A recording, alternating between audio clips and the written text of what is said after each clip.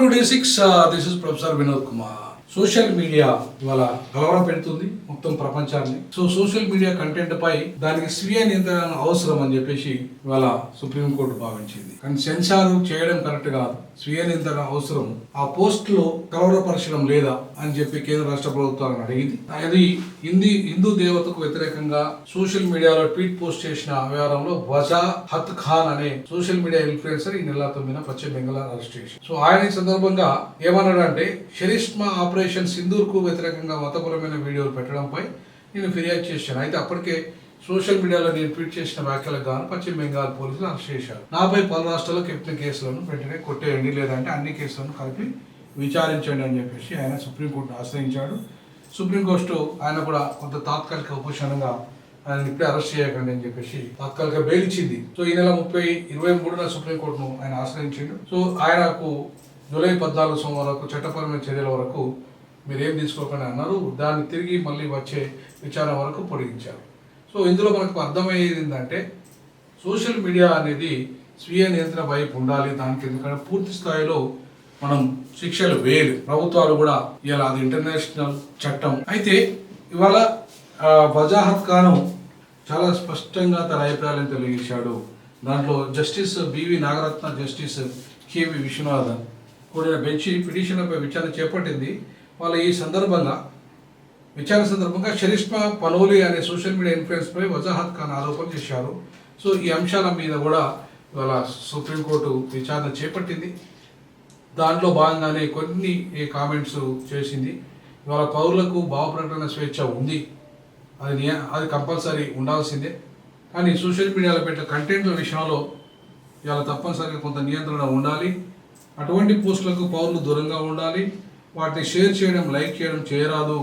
భావ ప్రకటన స్వేచ్ఛ అనేది అబ్సల్యూట్ రైట్ కాదు, తప్పకుండా దాని మీద నియంత్రణ ఉండాలి. అట్లా అంటే ఫండమెంటల్ రైట్స్ ఏవి కూడా అబ్సల్యూట్ రైట్స్ కాదు. భారతదేశంలో పబ్లిక్ పాలసీకి వ్యతిరేకంగా ఇవాళ ఈ దేశంలో శాంతి భద్రతలకు వ్యతిరేకంగా ఈ దేశంలో అలజడులు సృష్టించే విధంగా ఏ కంటెంట్ కూడా ఉండడానికి వీల్లేదు. కాబట్టి ఏ దేవీ దేవతలైనా వారు ఖచ్చితంగా ఆయా మతాల యొక్క సాంప్రదాయాలని లేదంటే వాళ్ళ ప్రజల యొక్క మనోభావాలని కించపరచడం కాకుండా తమ అభిప్రాయాలు చెప్పడం వేరు, కించపరచడం వేరు. సో కాబట్టి ఆయా దేవతల మీద లేదంటే మతాల మీద మీ అభిప్రాయాలు చెప్పండి, బట్ రాజ్యాంగబద్ధంగా ఉండాలి మీ పదాలు వాడిన విధానం. అంతే తప్ప ఇష్టం ఉన్నట్టుగా మాట్లాడడానికి చేయడానికి కంట్రోల్ తప్పి నేను ఎమ్మెల్సీ తీర్మాన బలన విషయంలో కూడా ఇవాళ ఎమ్మెల్సీ కవిత గారు అదే ఒక మాట ఆయన మారడం వల్ల కంట్రోలింగ్ లేకపోవడం, ఆ పదాలు స్వీయ నియంత్రణ ఆయనకు లేకపోవడం వల్ల ఆ పదం వాడాడు. అందుకే ఆమె కోపం వచ్చేసింది. బట్ దాడి చేయడం కూడా తప్పే. బట్ ఏది ఏమైనప్పుడు కూడా ఇట్లాంటి అలజడులకు దారితీసే కంటెంట్లకు మ్యాక్సిమం పౌరులు దూరంగా ఉండాలి. ఇదే రాజ్యాంగం కల్పించిన ఏ హక్కులైతే ఉన్నాయో వీటి అబ్సల్యూట్ రైట్స్ కాదు, వీటికి కూడా స్వీయ నియంత్రణ అవసరం. ఆ స్వీయ నియంత్రణలో భాగంగా మీరు ఇవాళ భారత పౌరుల అందరూ కూడా ఆ నియంత్రణ పాటిస్తూ ఈ కంటెంట్కు లోబడి మాత్రమే, కంటెంట్స్ రాయద్దని కాదు, రాజ్యాంగ నియమాలకు లోబడి స్వీయ నియంత్రణను పాటిస్తూ ఖచ్చితంగా నేను ఇంతకుముందు చెప్పిన విషయాల పట్ల జాగ్రత్త వహిస్తూ మీ భావ ప్రకటన స్వేచ్ఛని ఆ హక్కును మీరు అనుభవించవచ్చు. అది ఖచ్చితంగా భారత పౌరులకి అందరికీ వర్తిస్తుంది. ఈ కేసులో నాకు తెలిసి గతంలో సుప్రీంకోర్టు అనేక సందర్భాల్లో చెప్పినట్టుగానే ఇది ఇంటర్నేషనల్ చట్టానికి లోబడుతుంది. కాబట్టి ఈ చట్టం మీద ఆధారపడి శిక్షలు వేరే పూర్తి స్థాయిలో కాబట్టి స్వీయ నియంత్రణ అవసరం. రాజ్యాంగం 19 కూడా మనం ప్రొటెక్ట్ చేసుకోవాలి.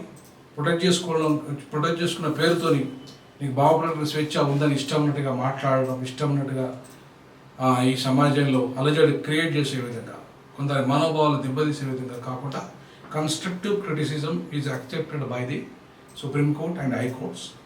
వాటి కన్స్ట్రక్టివ్ క్రిటిసిజం వైపు భారత పౌరులు వెళ్ళి మీ భావ ప్రకటన స్వేచ్ఛను అనుభవించాలి. జై భీమ్, జై పులి, జై పెరియార్, జై భావ ప్రకటన స్వేచ్ఛ, జై భారత రాజ్యాంగం.